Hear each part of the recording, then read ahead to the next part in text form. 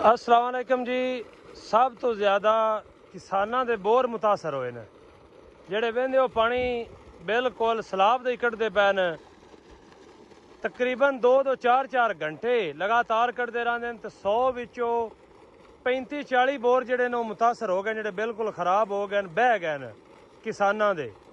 ठीक है, मुनियां वेखो निसरदियां पईयां न, लेकिन सब तो वड्डी टेंशन जिहड़ी ओह बोरां दी बन गई है कि बोर जट्टां दे जिथे जिथे सैलाब आया, साढ़े जिला हाफजाबाद, वणी के तारड़, गाँव मेरा चक सजादा, अबाई गाँव, चूका तारड़, ये सारे जेह्ड़े बोर न ना बिल्कुल बह गए। एक ओ बोर का नज़र आंदा पिया, हुण 2 डंग हो गए घुलदियां, नहीं चलता पिया, वो खराब हो गया। लेकिन आ पानी चाह गया है, लेकिन घंटा डेढ़ हो गया भी चलदियां, पानी इंदा निरा सैलाब ही है। वेंदे पे की हाल होया पिया बोरां दा। सब तो ज़्यादा जट्टां दे बोर सब तो ज़्यादा बैठे न। मरीम नवाज नूं चाहिदा है कि बोरां दा ते कम अज कम जट्टां नूं कोई ना कोई देवे, जिन्हां बेचारियां दे बोर ही बह गए न।